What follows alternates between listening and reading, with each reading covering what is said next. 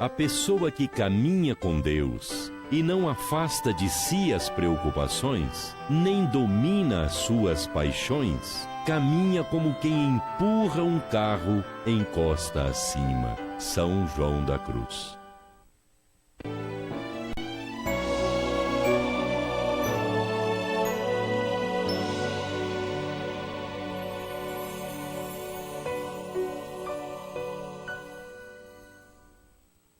Estamos de volta, que a graça e o poder de Deus estejam com você, invadam agora o seu coração e a sua vida.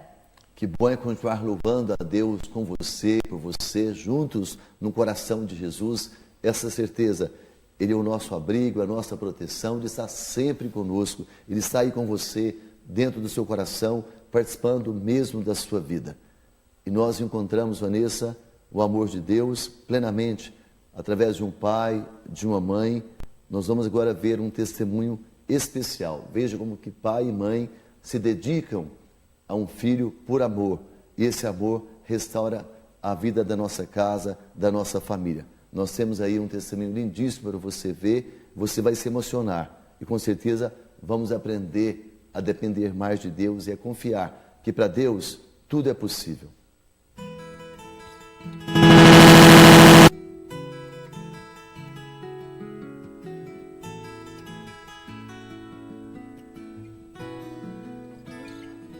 Eu sou o Júlio, da Dolores, nós somos daqui de Goiânia, mas moramos no Rio de Janeiro hoje. Tem 7 anos que nós estamos lá, e lá nós tivemos a Maria Clara, de 6 anos, o Luiz Felipe, que hoje tem 3 anos, e o nosso pequeno milagre, Pedro. Os nossos 3 filhos são grandes presentes de Deus, mas o Pedro veio mostrar a presença viva de Deus através de vários milagres que Deus veio colocando em nossa vida. E hoje a gente vai contar um pouquinho o que aconteceu na vida do Pedro até agora. Era dia 15 de janeiro. Logo que eu dei a entrada no hospital já começaram as contrações e eu entrei em trabalho de parto. Então quanto mais a medicação entrava, mais as contrações aumentavam. E aí eu falei para a enfermeira, a bolsa rompeu. Ela falou, não, ainda não é a bolsa. Eu falei, tem certeza que é a bolsa. E aí a bolsa tinha rompido. E eu entrei para o centro cirúrgico, eles não deixaram o Júlio entrar. E o médico falou para mim, se o seu filho estiver bem, a gente vai te mostrar ele. Mas se ele não estiver, você não vai ver seu filho. Eu não pude ver o Pedro, eles não aproximaram o Pedro de mim. E eu pedi para que eles deixassem o Júlio entrar para eu entender o que estava acontecendo. Ali começou o momento de... Eles chamam de ressuscitamento. O Pedro tinha algumas paradas cardíacas, respiratórias, e a preocupação era o pulmão, de todo prematuro. O Pedro tinha 27 semanas de gestação, era um pouco mais de 6 meses completos. E eu baixinho só falava para o Espírito Santo, só para o pulmão dele, Espírito Santo, só para o pulmão do Pedro. Logo que eu cheguei no box da UTI, eu tive o primeiro sinal. E como os sinais foram importantes para nós naquele momento difícil. A gente já deu de cara logo com a incubadora do lado, onde tinha um terço, e as águas de Nossa Senhora de Lourdes ao lado. Aquilo para mim foi um sinal muito forte de que Nossa Senhora estava cuidando de tudo. E logo na primeira semana ele fez um quadro chamado hipertensão pulmonar. E esse quadro de hipertensão pulmonar era preocupante, porque o pulmão é muito prematuro, né? E a gente sempre falava para o Pedro, Pedro, tu és rocha. E a gente sempre sussurrava isso na incubadora e a gente sempre pedia que Deus, que o Espírito Santo soprasse os pulmões do Pedro. E com 7 dias o Pedro fez um quadro chamado enterocolite necrosante.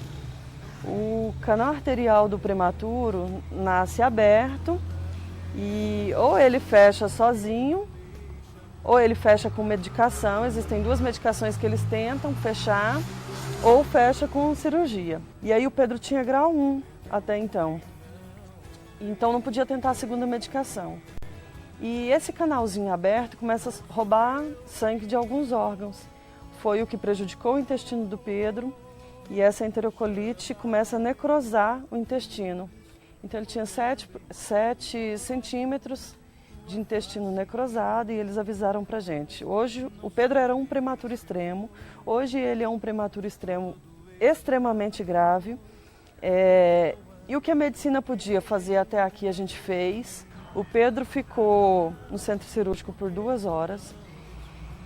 E aquele dia foi muito difícil, porque aquele dia a gente achava que o Pedro não voltava, achava que tudo podia acontecer, mesmo confiando que Deus tinha falado que o Pedro seria nosso. E aí o padre Alexandre Patioli entrou na UTI com a gente, batizou o Pedro, batizou a bebê que estava do lado, a Maria Vitória, e batizou um outro bebê que estava lá nos fundos. No total, na UTI mais grave, eram 16 bebês. Então o Pedro já começou a ser um sinal de evangelização ali, porque pôde trazer um sacerdote para abençoar tantos outros bebês, profissionais, que acabaram se envolvendo naquele momento de oração, aquele momento único, né, do Pedro. Mas logo depois o Pedro fez um quadro de icterícia, e essa icterícia só agravava. A preocupação do Pedro agora era o fígado.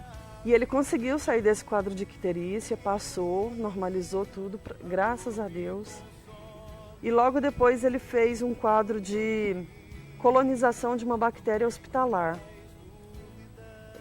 Ele já tinha tido um choque séptico no dia da cirurgia da enterocolite, então ele já tinha sido um bebê muito grave. E ali nesse quadro de infecção urinária, repetindo todos os exames, a gente descobriu que durante todo esse momento o quadro de hemorragia chegou a grau 3. Então a hemorragia intracraniana do Pedro agora tinha se espalhado no cérebro e eles passavam a medir a cabeça do Pedro todo dia. Então todo dia a gente tinha medo que a cabeça dele tivesse crescido 1 centímetro, porque ele corria o risco de fazer hidrocefalia agora. Então foram várias preocupações. Inclusive o Pedro teve várias apneias, que é quando tem a parada cardíaca e respiratória ao mesmo tempo. E eu me lembro que logo depois da minha consagração no dia de Nossa Senhora de Lourdes, dia 11 de fevereiro, a Dolores pegou o Pedro pela primeira vez no colo. E ele teve uma parada no colo dela que quase ela teve uma junto também, né? E isso passou, foi superado, o Pedro foi só melhorando a partir de então.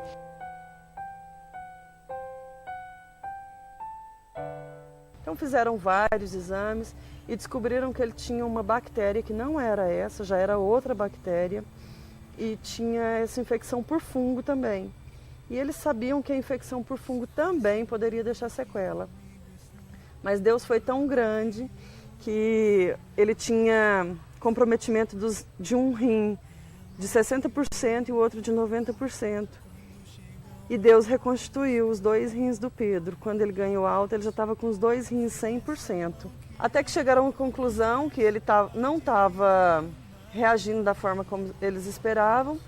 Não, então vamos fazer a cirurgia. Já era a 3ª vez que eles tinham tomado a decisão de fazer a cirurgia, e das outras 2 vezes chegava no dia eles desistiam.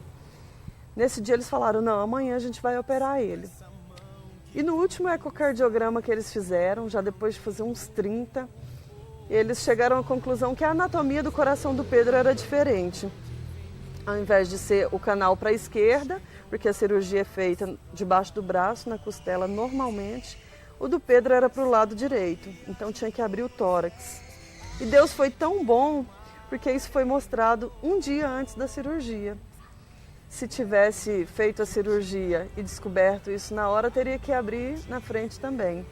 Então Deus mostrou para os médicos e ali eles entenderam por que tinham feito tantos exames e não entendiam o porquê de não encontrar o diagnóstico, né? E a nossa comunidade se levantou com a gente em oração, e naquele dia estava acontecendo a hora da graça na nossa paróquia. Esse horário é quando o padre desce a imagem de Nossa Senhora das Graças e a comunidade reza pedindo a intercessão de Nossa Senhora. E o Pedro saiu do centro cirúrgico, entrou por volta de 12:00 e saiu do centro cirúrgico exatamente às 15h. A gente sabe que os médicos, quando entram, não podem usar nenhum acessório. E quando o médico voltou com o Pedro do centro cirúrgico, ele tinha uma medalha enorme de Nossa Senhora das Graças no peito. Eu fiquei tão assustada com aquela imagem, porque eu sabia que era mais um sinal. E o Pedro foi para casa no dia 13 de maio, no dia de Nossa Senhora de Fátima. O dia que a equipe médica reuniu e falou, agora ele está pronto para ir para casa. Para a gente era só mais um sinal de que Nossa Senhora tinha cuidado de tudo. O Pedro ficou internado 120 dias, E aquele dia foi um dia de muita alegria, de muita festa. E nesse período todo a gente teve muito apoio da comunidade, do Padre Luiz Augusto, que sempre ligava para a gente perguntando como nós estávamos. Por diversas vezes ele quis ir ao Rio e a gente falava: Padre, não precisa vir, reza por nós, é o mais importante, porque não vai adiantar muito, você não vai poder ficar com a gente na UTI durante muito tempo. Então reze por nós aí, e nós sempre tínhamos esse apoio, né? O apoio do padre, o apoio dos irmãos da comunidade. Foi no dia 13 de dezembro, quando Pedro internou para fazer a cirurgia de reconstrução do trânsito intestinal. Era dia de Santa Luzia. A gente tinha pedido muita intercessão dela na cirurgia da retinopexia. E naquele dia a gente se sentiu cuidado mais uma vez. E hoje, todo o desenvolvimento do Pedro até aqui é normal. Foi feito 4 exames de audição, porque duvidaram da audição dele lá atrás. E 2 confirmaram que ele tem audição normal. Graças a Deus, para a honra e glória do Senhor. O Pedro, todo o desenvolvimento dele está normal até aqui. Ele tem um atraso motor, que era o esperado por ter ficado acamado muito tempo, por não ter podido desenvolver no tempo normal. Então, hoje ele faz fisioterapia, ele ganhou alta e sequer medicação para pulmão ele usa. O tanto que Deus foi grande. Os pneumologistas que avaliam o pulmão dele falam que o pulmão dele é excelente. E o único etapa que falta a gente vencer é essa parte da fisioterapia que ele tem feito e tem estado saudável, graças a Deus. Me move com poder a mão de Deus.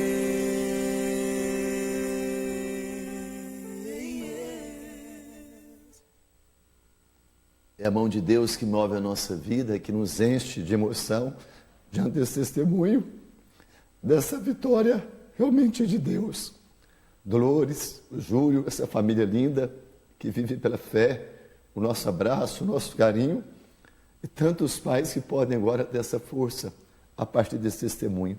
Nós te louvamos, meu Deus, pelo teu poder, pela tua bondade, pela vitória da nossa fé.